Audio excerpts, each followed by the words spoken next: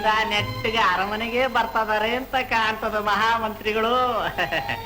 ಊಟ ಉಪಚಾರ ಎಲ್ಲ ಅಲ್ಲೇ ಆಗಿರ್ಬೇಕು ಅಂತೀನಿ.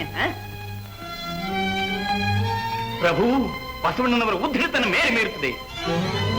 ಮಹಾಮಂತ್ರಿಗಳೇ, ನೀವೀಗ ಹೊಲಗೇರಿಂದ ತಾನೇ ಇಲ್ಲಿಗೆ ಬಂದಿದ್ದು? ಹೊಲೆಯುಂಟೆ ಲಿಂಗವಿದ್ದೆಡೆಯಲ್ಲಿ, ಕುಲವುಂಟೆ ಜಂಗಮವಿದ್ದೆಡೆಯಲ್ಲಿ, ಎಂಜಲುಂಟೆ ಪ್ರಸಾದವಿದ್ದೆಡೆಯಲ್ಲಿ. ಇಂತು ಈ ಅಪವಿತ್ರದ ನುಡಿಯ ನುಡಿಯುವ ಸೂತಕವೇ ಪಾತಕ. ನಿಷ್ಕಳಂಕ ನಿಜೈಕ್ಯ ತ್ರಿವಿಧ ನಿರ್ಣಯ ಕೂಡಲ ಸಂಗಮ ದೇವ, ನಿಮ್ಮ ಶರಣರಿಗಲ್ಲದಿಲ್ಲ. ಮಾನವ ಕುಲವನ್ನೆಲ್ಲ ಒಂದು ಮಾಡಬೇಕೆನ್ನುವ ನಿಮ್ಮ ಮಹಾಪ್ರಯತ್ನದಲ್ಲಿ ಕಲ್ಯಾಣದ ಕ್ಷೇಮವನ್ನು ಚಿಂತಿಸಬೇಡವೇ ಮಹಾಮಂತ್ರಿಗಳೇ? ಕಲ್ಯಾಣವು ಈಗ ಕೈಲಾಸವೇ ಆಗಿದೆಯಲ್ಲ ಪ್ರಭು. ಅದು ನಿಮ್ಮ ಭಾವನೆ. ಮಂಚಣ್ಣನವರೇ, ಆ ಪತ್ರವನ್ನು ಓದಿ. ಸತ್ಯಪ್ರಿಯರಾದ ಮಹಾಪ್ರಭುಗಳಲ್ಲಿ ಕಲ್ಯಾಣದ ಸನಾತನ ಧರ್ಮಾಭಿಮಾನಿಗಳು ಭಿನ್ನವಿಸಿಕೊಳ್ಳುವುದೇನೆಂದರೆ, ಪ್ರಭುಗಳೇ, ಮಹಾಮಂತ್ರಿಗಳಾದ ಬಸವಣ್ಣನವರು ವೀರಶೈವ ಮತೋದ್ಧಾರ ಮಾಡುವ ನೆಪದಲ್ಲಿ ವರ್ಣಾಂತರ ವಿವಾಹ ನಡೆಸಲಿದ್ದಾರೆ.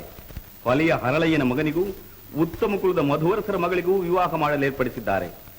ಆರ್ಯ ಋಷಿಗಳ ಧರ್ಮಕ್ಕೆ ವಿರುದ್ಧವಾದ ಈ ಮದುವೆಯನ್ನು ತಡೆದು ಕಲ್ಯಾಣದಲ್ಲಿ ಕ್ರಾಂತಿಯುಂಟಾಗದಂತೆ ಕಾಪಾಡಬೇಕಾಗಿ ಕೋರಿದ್ದೇವೆ. ಇತಿ ತಮ್ಮ ಪ್ರೀತಿ ಪಾತ್ರರಾದ ಸನಾತನಿಗಳು. ಈ ಸನಾತನಿಗಳು ಯಾರು ಗೊತ್ತೇ ಪ್ರಭು? ವ್ಯಾಸ ಬೋಯಿತಿಯ ಮಗ, ಮಾರ್ಕಂಡೇಯ ಮಾತಂಗಿಯ ಮಗ, ಮಂಡೋದರಿ ಕಪ್ಪೆಯ ಮಗಳು, ಸಾಕ್ಷಾತ್ ಅಗಸ್ತ್ಯ ಕಬ್ಬಿಲ, ದೂರ್ವಾಸ ಮಚ್ಚಿಗ, ಕಶ್ಯಪ ಕಮ್ಮಾರ, ಕೌಂಡಿಲ್ಯ ಋಷಿ, ಮೂರು ಲೋಕ ತಿಳಿದ ಹಾಗೆ ನಾಯಿಂದ. ವನ್ನು ಹುಡುಕದಿರಿ.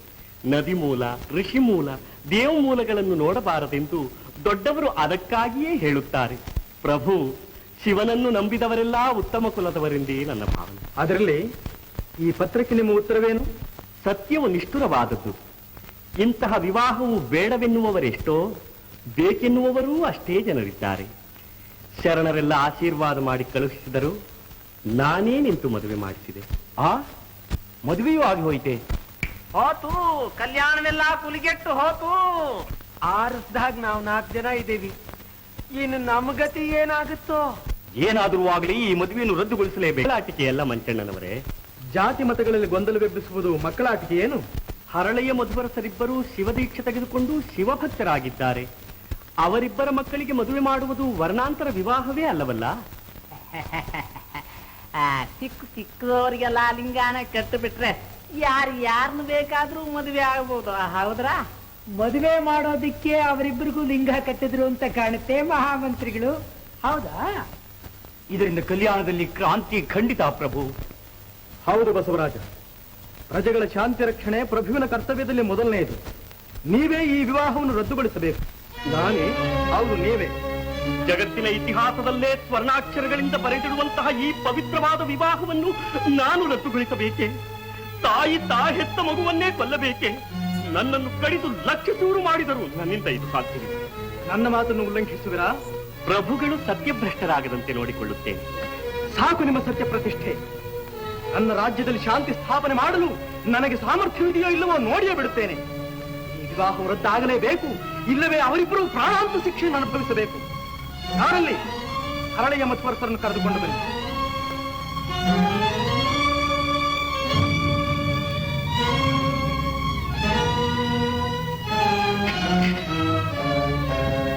ಬಸವರಾಜ, ಇದು ನೀವು ಕೊಟ್ಟ ಕಾಲ.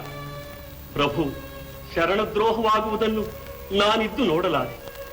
ಈ ಅಲ್ಪ ವಿಷಯಕ್ಕಾಗಿ ನೀವು ಹೀಗೆ ಛಲ ಹಿಡಿಯುವುದು ಉಚಿತವಲ್ಲ ಬಸವರಾಜ. ಛಲ ಹಿಡಿದಿರುವವನು ನಾನಲ್ಲ ಪ್ರಭು, ನೀವು. ಬಂಜೆ ಬೇನೆ ಎರಿಯದಂತೆ ಒಬ್ಬರೊಂದ ನುಡಿಯುವಿರಿ ಕೇಳಿರಯ್ಯ. ಎನಗೆ ಆಯುಷ್ಯ ಭವಿಷ್ಯ ಎನ್ನ ಭಕ್ತರು ಕಂಡಯ್ಯ, ಎನಗೆ ಆಯುಷ್ಯ ಭವಿಷ್ಯ ಎನ್ನ ಪ್ರಮಥರು ಕಂಡಯ್ಯ. ಕೂಡಲ ಸಂಗನ ಶರಣರು ಮುಖಲಿಂಗಿಗಳಯ್ಯ, ಅವರಿಗಾಗಿ ಬೇಡುತ್ತಿದ್ದೇನೆ. ಇನ್ನೊಮ್ಮೆ ಚೆನ್ನಾಗಿ ಯೋಚಿಸಿ ನೋಡಿ. ನಿಮ್ಮೆಲ್ಲರ ಛಲದಿಂದ ಕಲ್ಯಾಣವನ್ನು ಕಟುಕರ ಕೇರಿಯನ್ನಾಗಿ ಮಾಡಬೇಡಿ.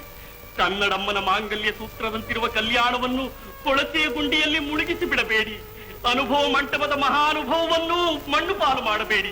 ಪ್ರಭು, ನೀವು ಅವರನ್ನು ಕೊಂದರೂ ಅವರ ತತ್ವವನ್ನು ಕೊಲ್ಲಬಲ್ಲಿರಾ? ಅವರ ನಿತ್ಯ ಮುಕ್ತವಾದ ಆತ್ಮವನ್ನು ಕೊಲ್ಲಬಲ್ಲಿರಾ? ಸತ್ಯವಾದ ತತ್ವವು ರಕ್ತ ಬೀಜಾಸುರನಂತೆ ಅವರ ರಕ್ತದ ಪ್ರತಿಯೊಂದು ಕಣದಲ್ಲಿಯೂ ಸೇರಿ ಹೋಗಿದೆ.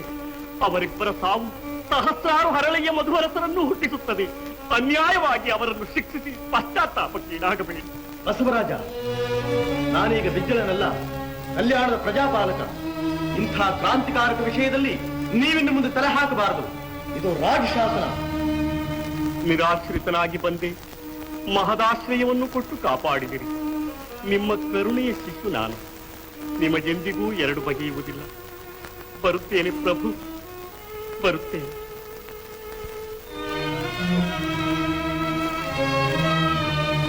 ಬಸವರಾಜ,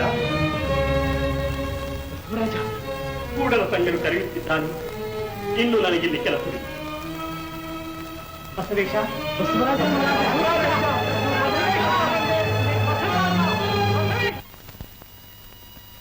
ಕಲ್ಯಾಣಿ, ಪ್ರಭುಗಳ ಅಪ್ಪಣೆ ಆಗಿದೆ, ನಾವಿಬ್ರು ಹೋಗ್ಬಿಟ್ಟು ಬರ್ತೀವಿ.